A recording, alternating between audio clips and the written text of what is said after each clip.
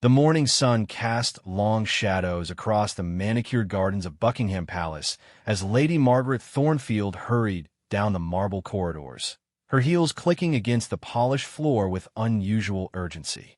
Something was terribly wrong. In her 30 years of service to the royal household, she had never seen such chaos behind the palace's carefully maintained facade. The previous evening had begun like any other. King Charles had retired to his private study after dinner, as was his custom, to review state papers and correspondence. The Queen Consort, Camilla, had excused herself early, claiming a headache. The household staff had gone about their nightly routines, securing the palace, and ensuring everything was prepared for the following day's schedule. But when Charles's valet, James Morrison, arrived at the king's chambers at precisely 7 o'clock in the morning with his usual tray of Earl Grey tea and morning newspapers, he found the bed unslept in and the room eerily empty.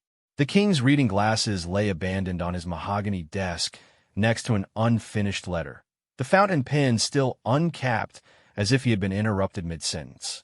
Morrison's hands trembled as he set down the tea tray and immediately contacted Lady Margaret, the head of household operations. Within minutes, a discreet but thorough search of the palace began. Every room, every corridor, every hidden passage that the staff knew about was methodically examined. The king was nowhere to be found. What made the situation even more puzzling was the complete absence of any signs of struggle or forced entry. The palace's extensive security system showed no unauthorized access. The guards at their posts reported nothing unusual during their night shifts. It was as if King Charles had simply vanished into thin air. As Lady Margaret coordinated the search efforts, she couldn't shake the memory of a conversation she had overheard 3 days earlier. She had been arranging flowers in the blue drawing room when voices from the adjacent green drawing room had carried through the slightly open connecting door. The Queen Consort's voice had been sharp, almost angry, though she was clearly trying to keep it low. "This has gone on long enough, Charles," Camilla had said with an edge that made Lady Margaret pause in her flower arranging. "The people need decisive leadership, not your endless deliberation and consultation with every Tom, Dick, and Harry who claims to represent the public interest." The king's response had been measured, but firm. "I will not be rushed into decisions that affect millions of people simply because the media demands immediate action. The crown has a responsibility that extends far beyond political convenience. The crown has a responsibility to survive," Camilla had shot back. "And your constant wavering is making us look weak." The Prime Minister called again yesterday. "The economic situation requires immediate royal endorsement of the new trade agreements. Your hesitation is being seen as opposition." Lady Margaret had quickly moved away from the door, not wanting to eavesdrop further, but the tension in those voices had stayed with her. She had noticed other small signs of strain in recent weeks. Hushed conversations that stopped when staff entered rooms, separate dinner arrangements that broke from decades of tradition, and an unusual number of private meetings between the Queen Consort and various political advisors. Now, as the hours passed without any trace of the king, those memories took on a more sinister significance. Lady Margaret found herself wondering if the morning's disappearance was as mysterious as it appeared, or if there were forces at work that she was only beginning to understand. By noon, the inner circle of the royal household was in crisis mode. The king's private secretary, Sir David Henley, had arrived from his country estate after receiving an urgent summons. His usually composed demeanor cracked when he learned of the situation. The monarch had 3 important meetings scheduled for that afternoon, including a crucial discussion with Commonwealth representatives about climate change initiatives. "We need to maintain absolute discretion," Sir David instructed the assembled staff. "Under no circumstances can word of this reach the press or the public. The stability of the monarchy depends on our ability to handle this situation quietly and efficiently." But even as he spoke these words, Sir David noticed something that sent a chill down his spine. Queen Consort Camilla seemed remarkably calm for someone whose husband had mysteriously disappeared overnight.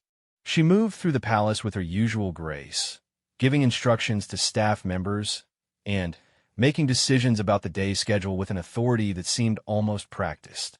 When Sir David approached her to discuss the crisis, her response was both reassuring and deeply unsettling.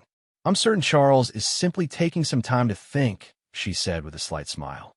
"You know how he values his solitude when making important decisions. Perhaps it's best if we don't make too much of a fuss. These things have a way of resolving themselves."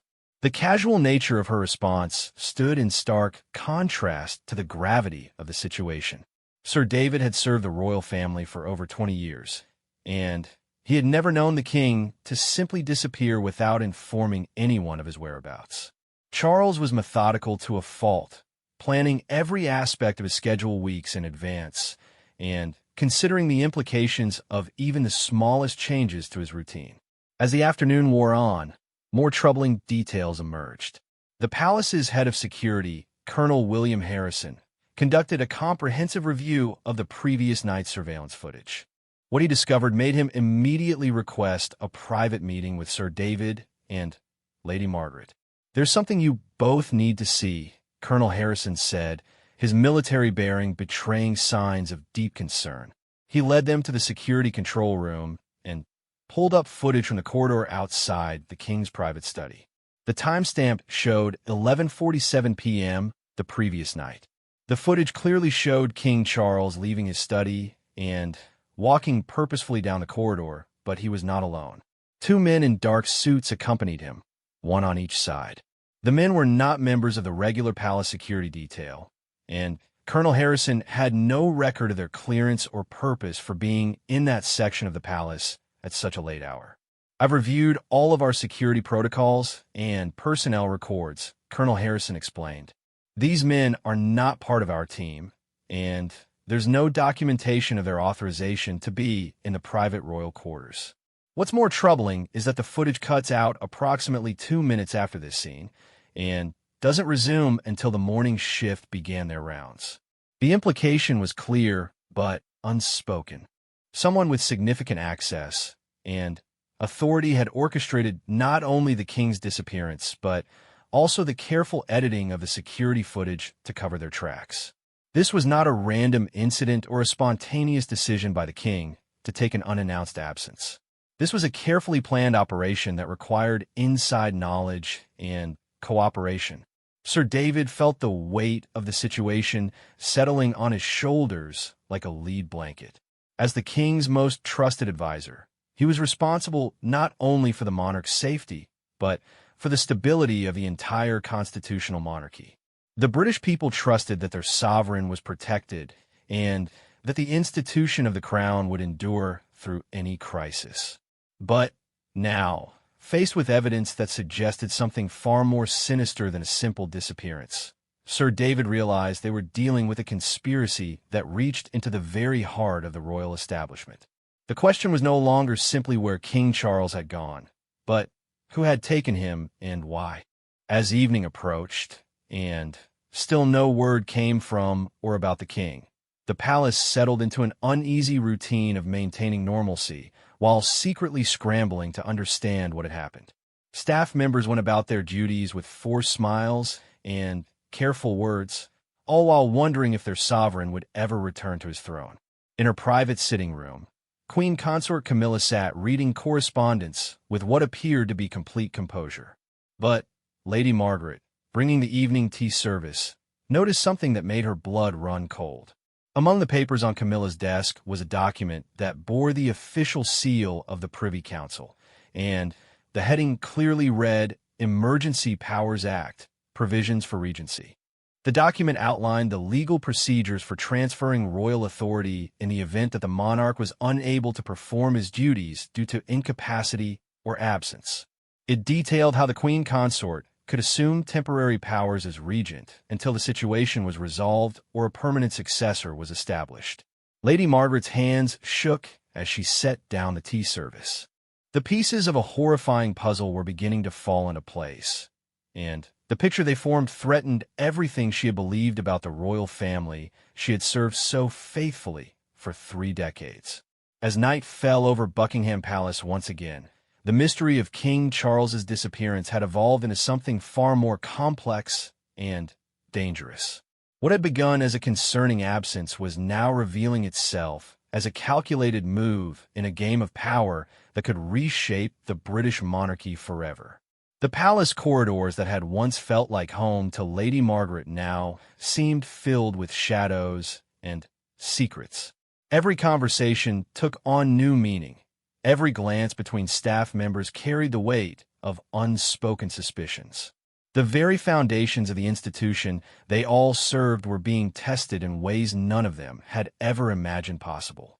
And somewhere in the darkness beyond the palace walls, King Charles remained missing, his fate unknown, and his kingdom hanging in the balance of forces that none of his loyal servants yet fully understood. The second day of King Charles's absence dawned gray and cold, matching the mood that had settled over Buckingham Palace like a suffocating fog. Lady Margaret had barely slept, her mind racing with the implications of what she had seen on Queen Consort Camilla's desk. The Emergency Powers Act document had disappeared by morning, but its image remained burned into her memory like a brand. Sir David Henley arrived at the palace before sunrise, having spent the night making discreet inquiries through his network of contacts in government and intelligence circles. What he had learned made the situation even more troubling than he had feared.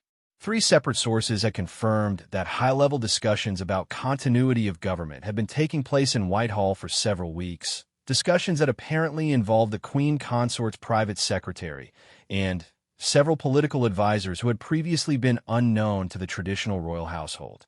As Sir David made his way through the palace corridors, he noticed changes that most people would have missed, but that stood out to someone who had spent decades observing the subtle rhythms of royal protocol. Staff members who usually moved with confident purpose now walked with uncertain steps. Conversations that should have been flowing naturally instead carried undertones of worry and suspicion. Most significantly, the Queen Consort's personal staff had increased noticeably, with several new faces that Sir David didn't recognize among the footmen and ladies-in-waiting. In the Queen Consort's private office, Camilla was conducting what appeared to be a high-level meeting. Through the slightly open door, Sir David could see at least 4 people in business attire seated around the antique mahogany table that had once been used exclusively for planning charity events and social functions. The conversation was too quiet to make out specific words, but the tone was unmistakably that of people making important decisions rather than expressing concern for a missing monarch. Dr. Eleanor Marsh, the palace physician, had been summoned early that morning under the pretense of conducting routine health assessments for the household staff. But Lady Margaret noticed that Dr. Marsh spent an unusually long time with the Queen Consort, and when she emerged from the private consultation, her expression was deeply troubled. "Is there something wrong, Doctor?" Lady Margaret asked quietly as they passed in the corridor. Dr. Marsh glanced around nervously before responding. "I've been asked to prepare medical documentation regarding the King's recent health status," she said carefully. Specifically, there seemed to be concerns about his mental state and his capacity to make complex decisions under stress. The implication hit Lady Margaret like a physical blow. Someone was building a medical case for the king's unfitness to rule, creating a paper trail that could justify transferring power to a regent. But Lady Margaret knew that King Charles, despite the normal health concerns of a man his age, had been mentally sharp and decisively engaged with his duties right up until his disappearance. "Doctor," Lady Margaret said, lowering her voice even further, "in your professional opinion, was there anything about His Majesty's recent behavior or health that would suggest he was unfit for his responsibilities?" Dr. Marsh looked around once more before shaking her head firmly. "Absolutely not. The king was in excellent mental health and fully capable of performing his duties.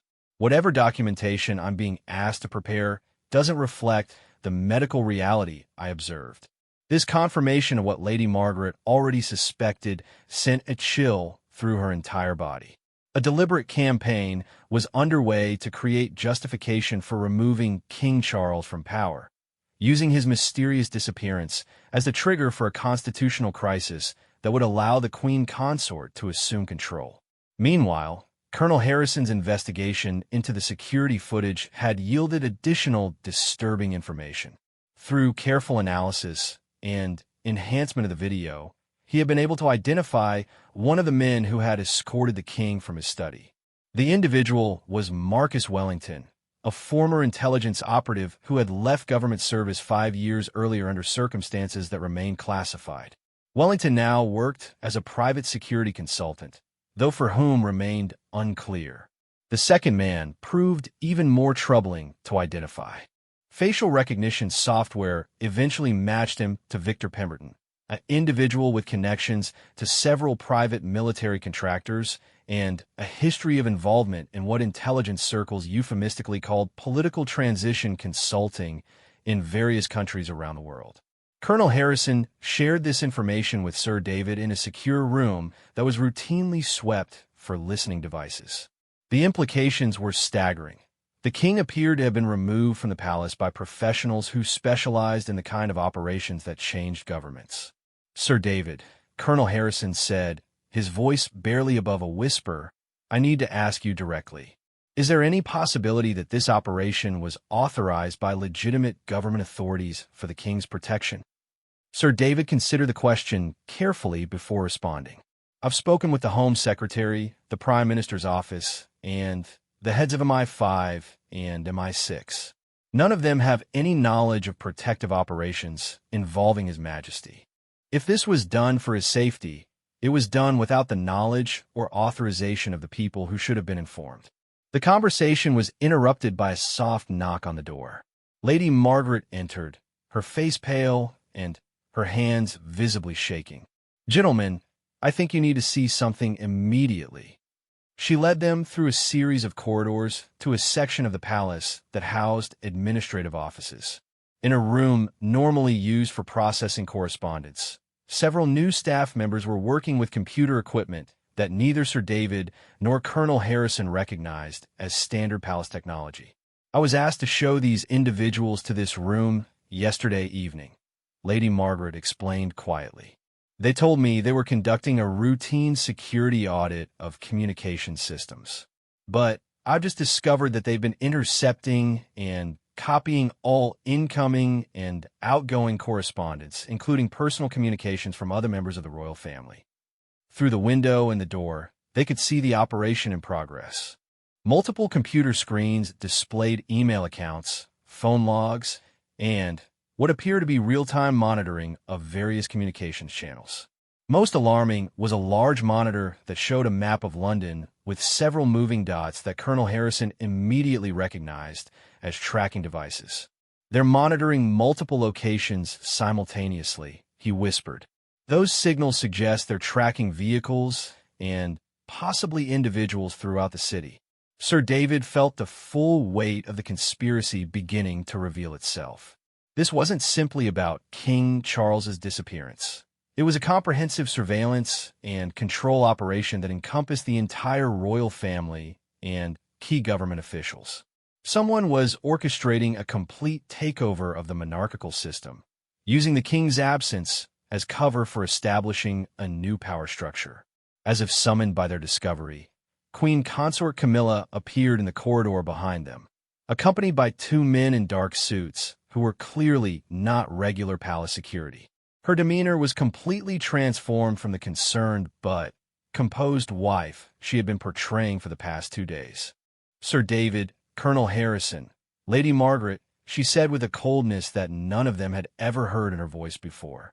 "I think it's time we had a frank discussion about the current situation and how we're going to move forward." The men flanking her positioned themselves in a way that made it clear this wasn't a request, but a command. Lady Margaret felt her heart racing as she realized they were no longer dealing with the Queen Consort they had served, but with someone who had revealed herself to be at the center of a conspiracy that reached far beyond anything they had imagined. "Your Majesty," Sir David began carefully, "we're deeply concerned about the king's welfare and the unusual circumstances surrounding his absence." Camilla's smile was sharp and entirely without warmth. The king's absence is unfortunate, but it has created an opportunity for necessary changes that have been too long delayed. The monarchy needs decisive leadership, and I'm prepared to provide it. Colonel Harrison stepped forward slightly. Ma'am, with respect, the constitutional process for any transfer of authority requires parliamentary approval and documentation that I believe doesn't currently exist. Actually, Colonel, one of the men beside Camilla spoke for the first time. All necessary documentation has been prepared and is being processed through appropriate channels. The king's health concerns and erratic behavior have been properly documented, and medical professionals have confirmed his inability to continue his duties. Lady Margaret couldn't contain herself any longer. That's not true. Dr. Marsh herself told me that the king was in perfect mental health. Any documentation suggesting otherwise is fabricated. The silence that followed her outburst was deafening.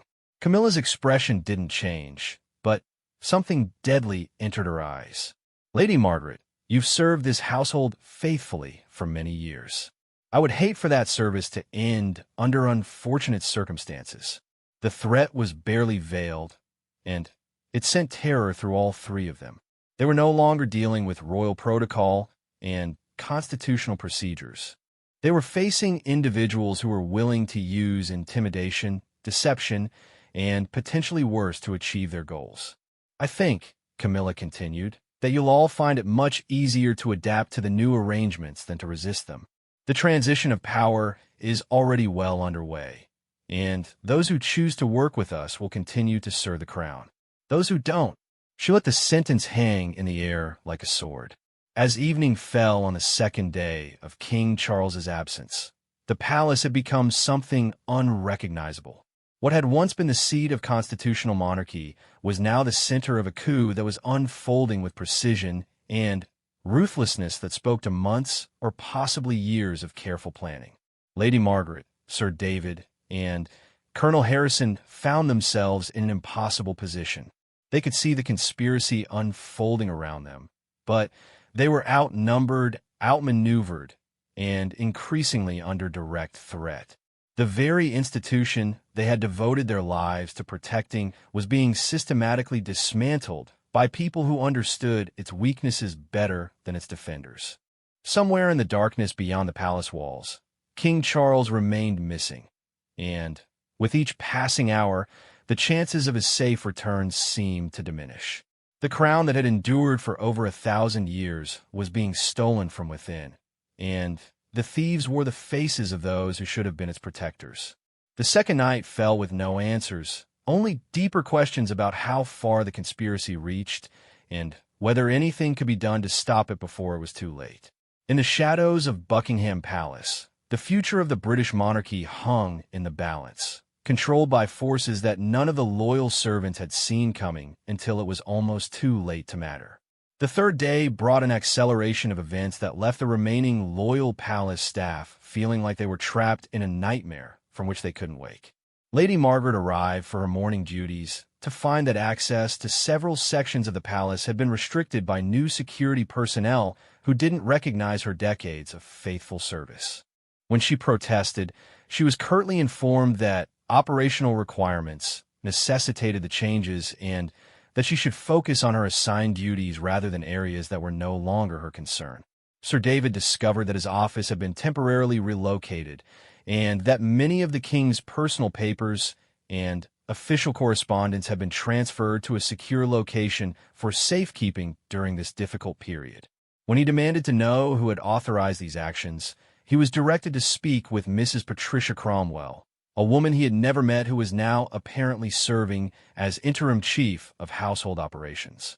Mrs. Cromwell was a stern woman in her 50s with steel-gray hair and eyes that seemed to miss nothing. When Sir David finally managed to arrange a meeting with her, her message was delivered with bureaucratic efficiency that barely concealed the threat beneath. "Sir David," she said, consulting a thick folder that apparently contained detailed information about him, "your service to the crown has been exemplary, and there's no reason that should change. However, the current circumstances require adaptive thinking and flexibility. Those who demonstrate loyalty to the institution rather than to individuals will find their position secure and their responsibilities expanded.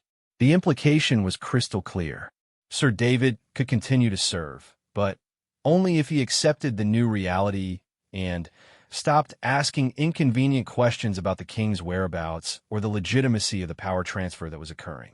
Meanwhile, Colonel Harrison was conducting his own investigation despite increasing obstacles. His access to security systems had been progressively limited, ostensibly for system upgrades and security reviews. However, he had managed to maintain contact with several trusted members of his security team who were equally disturbed by the changes occurring throughout the palace. Sergeant Major Roberts, a 20-year veteran of palace security, brought Colonel Harrison information that painted an even more troubling picture of the situation. "Sir, we've identified at least 12 new personnel who have been integrated into various palace operations over the past month. None of them went through our standard background checks, and their credentials come from sources I can't verify." More disturbing was Roberts's discovery that several longtime palace employees had been quietly transferred to other positions or had suddenly decided to take extended leave. The head librarian, who had been cataloging sensitive historical documents, had left abruptly after 40 years of service. The chief communications officer had been reassigned to a ceremonial position with no actual responsibilities. The pattern was clear. Anyone with access to information or authority that could complicate the ongoing operation was being systematically removed from positions where they could cause problems. Dr. Eleanor Marsh found herself in an increasingly difficult position. She was being pressured to sign medical documents that would support the narrative of King Charles's mental unfitness, but her professional ethics and personal observations made it impossible for her to comply. When she continued to refuse, she was informed that a second medical opinion was being sought from Dr. Harrison Blackwood, a psychiatrist with an impressive reputation but no previous connection to the royal household. Dr. Blackwood's assessment, based entirely on secondhand reports and theoretical scenarios rather than any actual examination of the king, painted a picture of a monarch struggling with depression, anxiety, and early signs of cognitive decline that made him unsuitable for the demands of his position. The report was professionally written and convincingly detailed, but Dr. Marsh knew it was complete fiction. "They don't need my cooperation anymore," Dr. Marsh confided to Lady Margaret during a chance encounter in the palace gardens. "They have their medical justification, and my objections are being characterized as emotional attachment that clouds my professional judgment." The legal machinery was also moving with suspicious efficiency. Documents began appearing that outlined the constitutional procedures for regency, the medical standards for determining royal incapacity, and the administrative steps required for transferring authority. Each document bore the appropriate official seals and signatures, but the speed with which they had been produced suggested that the paperwork had been prepared well in advance of the king's disappearance. Lord Chancellor Pembroke, who should have been intimately involved in any constitutional questions regarding the monarchy, was conspicuously absent from all discussions. When Sir David attempted to contact him, he was informed that Lord Pembroke was dealing with a family emergency and was unavailable for the foreseeable future. This convenient absence of the one person who might have been able to challenge the legal basis for the power transfer struck Sir David as highly suspicious. As the third day progressed, Queen Consort Camilla's public appearances became more frequent and more commanding. She held court in the throne room, receiving dignitaries and government officials with a confidence that suggested she was already functioning as the de facto head of state.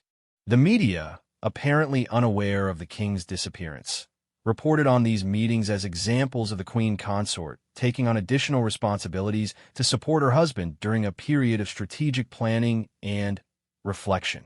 But Lady Margaret, observing these interactions from her position overseeing household logistics, noticed details that told a different story. The conversations were not about supporting the king, but about implementing new policies and approaches that represented significant departures from positions he had previously taken. Trade agreements that he had been reluctant to endorse were being fast-tracked. Environmental initiatives that had been close to his heart were being quietly shelved. International relationships that he had carefully cultivated were being dramatically altered. Most troubling was a meeting with representatives from several major corporations that had previously been excluded from royal access due to their controversial business practices. These meetings were conducted with a level of secrecy that was unusual even for sensitive diplomatic discussions, and the participants left with expressions of satisfaction that suggested significant agreements had been reached. The British people remained unaware of the crisis unfolding within their monarchy. Official statements attributed the king's absence from public view to a planned period of reflection and strategic planning that would ultimately strengthen his ability to serve the nation. The media, perhaps influenced by carefully placed sources, reported on this as evidence of a thoughtful and responsible approach to leadership. But within the palace walls, the truth was becoming increasingly clear to those who retained their loyalty to the missing king. The conspiracy was not just about removing Charles from power. It was about fundamentally transforming the nature of the British monarchy itself. The careful constitutional balance that had evolved over centuries was being deliberately dismantled in favor of a more concentrated and commercially oriented form of royal authority. Lady Margaret made a decision that she knew might cost her everything. Despite the risks, she began documenting everything she observed, creating a detailed record of the changes occurring throughout the palace, the new faces appearing in positions of authority, and the systematic removal of longtime staff members who might pose obstacles to the new regime. She used her knowledge of the palace's hidden spaces and forgotten passages, knowledge accumulated over 30 years of service, to avoid detection while gathering evidence. In unused rooms and forgotten storage areas, she created a hidden archive of documents, photographs, and written observations that told the story of the palace coup from the inside. Sir David and Colonel Harrison, recognizing that they were fighting a losing battle through official channels, began to coordinate their efforts in secret. They used their combined knowledge of government contacts and security protocols to begin building a network of people outside the palace who might be able to help expose what was happening. But they quickly discovered that the conspiracy's reach extended far beyond the palace walls. Contact attempts with traditionally reliable allies in government and intelligence circles either went unanswered or resulted in responses that suggested those individuals had already been compromised or neutralized. The level of coordination required for such extensive control spoke to planning and resources that went far beyond what any single individual could have orchestrated. On the third evening, as Lady Margaret completed her secret documentation efforts for the day, she made a discovery that changed everything. Hidden behind a false panel in one of the unused rooms, she found a collection of documents that appeared to have been left there deliberately for someone to find. The papers included detailed floor plans of the palace with specific rooms marked for operational purposes, communication logs showing coordination between palace conspirators and outside organizations, and, most shocking of all, a schedule that outlined the timeline for completing the transfer of power. According to the documents, the operation was designed to be completed within 1 week of the king's disappearance, with public announcement of the regency to occur on the 7th day. But the most chilling document was a list of names under the heading Security Concerns. Lady Margaret's name was there, along with Sir David's, Colonel Harrison's, Dr. Marsh's, and several other longtime palace employees who had shown signs of resistance to the new order. Next to each name were notations about management strategies that range from reassignment and early retirement to more ominous phrases like alternative measures required. Lady Margaret realized that whoever had left these documents wanted them to be found, possibly by someone who could use the information to expose the conspiracy. But she also understood that time was running out not just for King Charles, but for everyone who opposed what was happening. As the third night fell over Buckingham Palace, the conspiracy that had begun with one man's disappearance was revealing itself to be a comprehensive assault on the British constitutional system. The throne was being stolen not through violent revolution, but through careful manipulation of legal procedures, medical documentation, and administrative processes that most people would never think to question. The loyal servants who remained in the palace found themselves in an increasingly desperate situation, knowing that they possessed information that could expose the conspiracy, but lacking the means to safely communicate it to people who could take action. They were trapped inside the very institution they had devoted their lives to protecting, watching it be systematically destroyed by people who understood its vulnerabilities better than its defenders.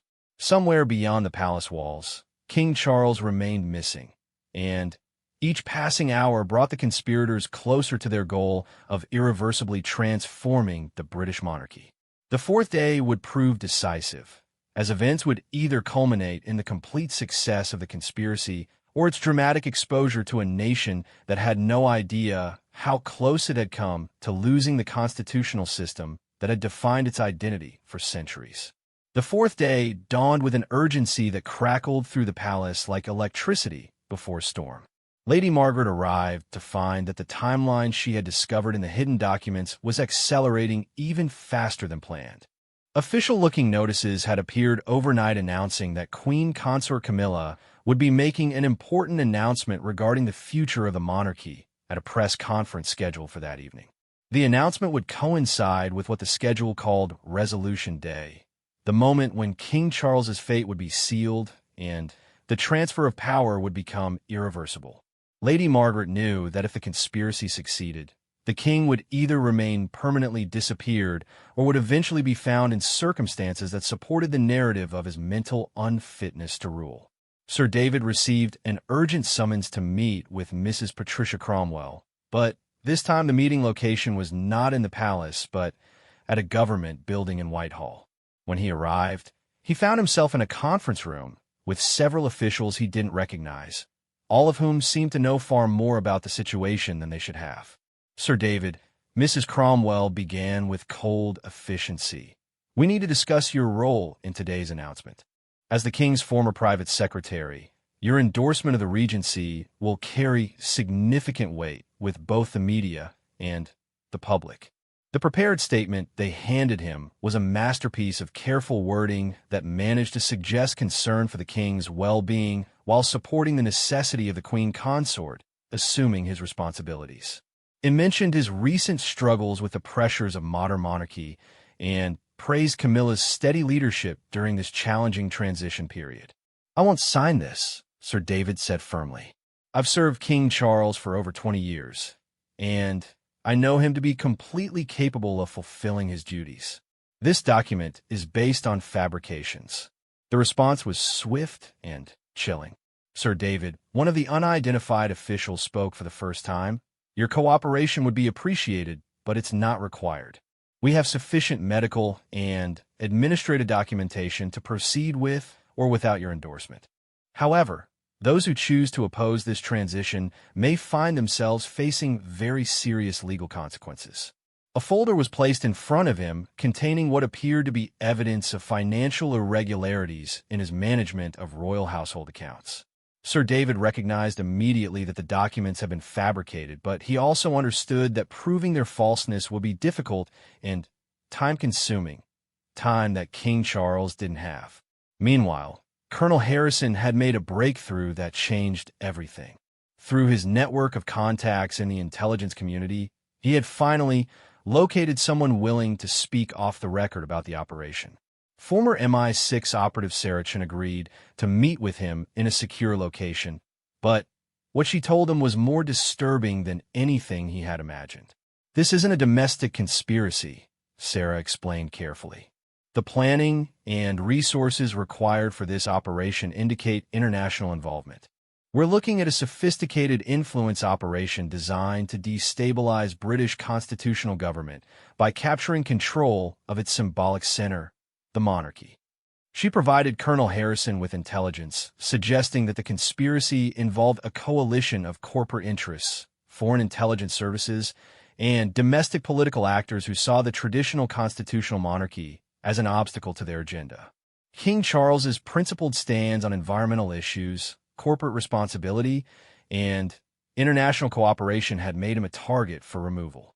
The beauty of their plan, Sarah continued, is that they're not destroying the monarchy, they're capturing it. By maintaining the forms and symbols while changing who actually controls them, they can use the institution's legitimacy to advance their own interests. But Sarah also provided hope. There are people in government and intelligence who have been monitoring the situation. If we can provide concrete evidence of what's happening, there are still those in positions of authority who will act to stop it. Colonel Harrison shared the evidence that Lady Margaret had discovered, and Sarah's expression grew grave as she reviewed the documents. This confirms everything we suspected. But we need more than documents. We need the king himself. Through careful analysis of the tracking data Lady Margaret had observed in the communications room, Sarah's contacts have been able to narrow down the locations where King Charles might be held. The signals suggested a facility approximately 30 miles from London that was registered as a private medical retreat, but had connections to the same security contractors identified in the surveillance footage. As afternoon approached, events began moving with desperate speed. Lady Margaret discovered that Dr. Eleanor Marsh had been formally suspended from her position and was being escorted from the palace by security personnel. Before leaving, Dr. Marsh managed to slip Lady Margaret a small package containing copies of all the legitimate medical records she had maintained on King Charles, along with documentation of the pressure she had faced to falsify her professional assessments. "Make sure these reach someone who can use them," Dr. Marsh whispered urgently as she was led away. "The king's health records prove that everything they're claiming is a lie." Sir David returned from his meeting at Whitehall with the realization that legal and administrative resistance was futile. The conspiracy had been too well planned and had too many resources for traditional channels to provide relief. But Lady Margaret's discovery of the hidden documents had given him an idea that might still save both the king and the monarchy. Using his decades of experience with media relations, Sir David began reaching out to investigative journalists who had previously covered royal affairs. He carefully selected reporters known for their integrity and independence, people who would be willing to investigate the story despite the risks involved. But the conspirators had anticipated this possibility. When Sir David attempted to leave the palace to meet with journalists, he found that his movements were being monitored and restricted. Security personnel politely, but firmly informed him that for his own safety during this difficult period, he would need to remain within the palace until further notice. The trap was closing on all of them. Lady Margaret realized that by evening, when Camilla's announcement was made, it would be too late to stop the conspiracy through normal means. The momentum of legal documentation, media narratives, and administrative procedures would become unstoppable. In desperation, she made a decision that went against everything she had been trained to do in 30 years of royal service. She would break protocol, violate security procedures, and risk everything on one final attempt to expose the truth. Using the hidden passages she knew better than anyone else in the palace, Lady Margaret made her way to the communications room where the monitoring equipment was still operating. Her years of observing the household's technical operations had taught her enough about the systems to access the surveillance feeds that showed the locations being tracked outside the palace. What she saw on the monitors confirmed Sarah Chen's intelligence analysis. One of the signals was clearly coming from a facility that appeared to be a converted country estate, surrounded by high-security fencing and monitored by multiple camera positions. Even more importantly, she could see movement patterns that suggested the presence of someone being held against their will. Lady Margaret used her phone to photograph everything she could from the monitoring systems, including the coordinates and real-time surveillance feeds. She then made her way through the hidden passages to Sir David's quarters, where she found him under obvious surveillance, but still free to move within his rooms. "Sir David," she whispered urgently, "I have the location where I believe they're holding the king. But we need to get this information to people who can act on it immediately."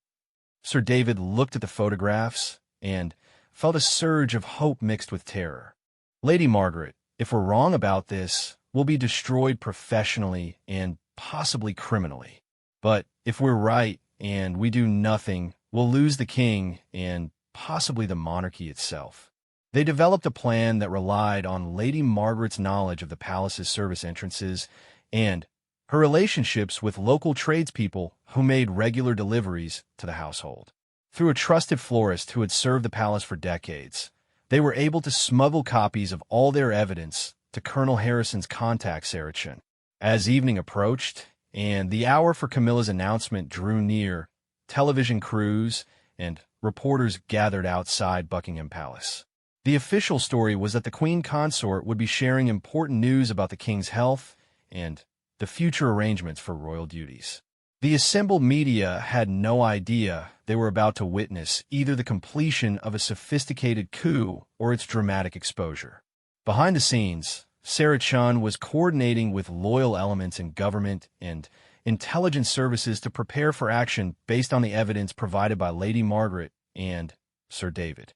Special forces teams were being positioned near the facility where King Charles was believed to be held, but they needed confirmation before they could move. At 7 o'clock, as news cameras prepared to broadcast Camilla's announcement to the nation, everything changed. A convoy of vehicles surrounded the medical facility identified in Lady Margaret's surveillance photos. Within minutes, King Charles was located and freed from what was clearly a detention facility disguised as a treatment center.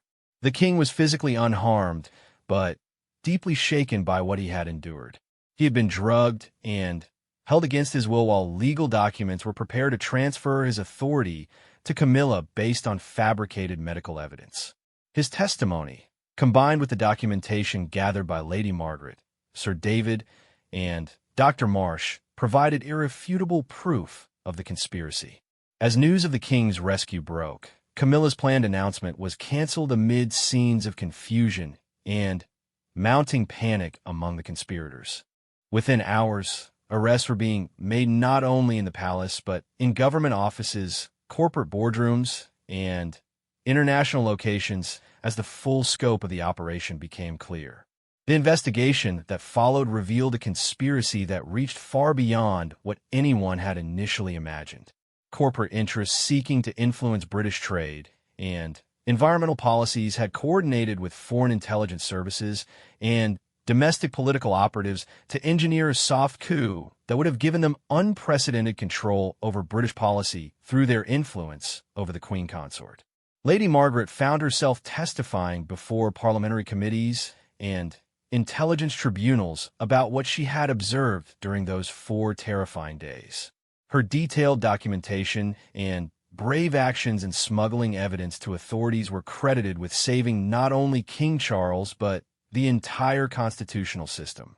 Sir David returned to his position as private secretary with expanded authority to implement new security procedures designed to prevent similar infiltration of the royal household.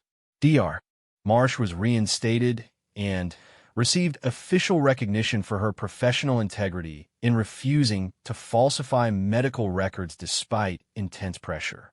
Colonel Harrison led a comprehensive review of palace security that resulted in the identification and removal of all personnel connected to the conspiracy. The investigation revealed that the infiltration had been ongoing for over 2 years, with conspirators gradually placing their people in positions of influence throughout the royal household and related government agencies. In the weeks that followed, King Charles addressed the nation about his ordeal, speaking with characteristic thoughtfulness about the importance of constitutional protections and the dangers posed by those who would use legitimate institutions for illegitimate purposes. His experience had strengthened rather than weakened his resolve to serve his people with independence and integrity. Queen Consort Camilla disappeared during the investigation and was eventually located in a non-extradition country, where she remained beyond the reach of British justice. Her role in the conspiracy, while central, was revealed to be that of a willing participant rather than the mastermind. The true architects of the plot were found among international corporate and intelligence networks that viewed the British monarchy as both an obstacle and an opportunity. Lady Margaret returned to her duties with a deeper understanding of how precious and fragile the institutions she had served truly were. The palace corridors that had once felt threatened and unfamiliar gradually resumed their normal rhythms. But everyone who had lived through those 4 days understood that vigilance would be required to prevent such threats from ever again coming so close to success. The story of King Charles's disappearance and rescue became a defining moment in modern British history, illustrating both the vulnerabilities and the resilience of democratic institutions when faced with sophisticated threats from those who would subvert them for their own purposes. The crown endured, but only because there were still those willing to risk everything to protect it when the moment of greatest danger arrived. In the end, the conspiracy's greatest mistake had been underestimating the loyalty and courage of ordinary people like Lady Margaret, who proved that the true strength of the monarchy lay not in its ceremonies and protocols, but in the dedication of those who understood that some things were worth any sacrifice to preserve.